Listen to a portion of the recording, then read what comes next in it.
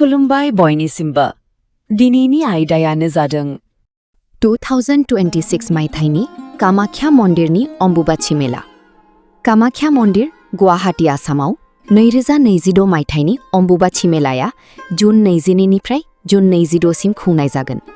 बे फोरबोआ गाहायै आइ कामाख्या देवीनि मेनस्ट्रुएशन साइकेल गोग्लैनाय समखौ दिन्थियो, जाय फिथाइफोरनाय आरो इसोरारि जोनोमगिरि डिवाइन फेमिनिन शक्तिनि सिन।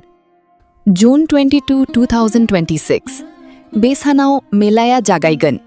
मन्दिरनि गाहाय दुवारखौ सुबुंफोरनि थाखाय बेलासिनि 7:38 PM आव गुदिथारै बन्द खालामनाय जागोन। जुन 23 निफ्राय 25 सिम आइ कामाख्या देवीया जिरायनाय समाव मन्दिरनि दुवारा 3 सान आरो 3 हर बन्द थागोन। बे समाव रावबो दर्शन खालामनो मोननाय नङा।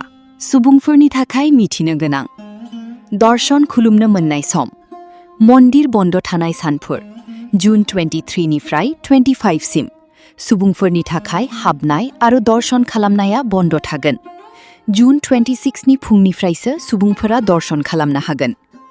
थांलाय फैलाय रुल रेगुलेशन्स। मेला सलिनाय समाव नीलाचल हाजोआव गावनि गारि मटर सालायनो मोननाय नङा।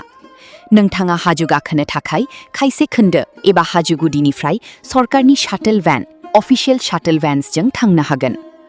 स्पेशल दर्शन, जेरै मन्दिर खेवनाय सानाव गोबाव सारियाव लाइनाव थानो गोसो गैयै सुबुंफोरा 501 रुपिस रां होनानै स्पेशल एबा VIP दर्शन पास लाबोनो हागोन।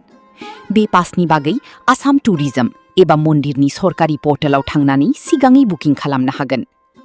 गोजान गोजान जायगाफोरनिफ्राय बेरायगिरिफोर, खुलुमगिरिफोर आरो गोबां साधु अम्बुबाची मेलायाव फैयो।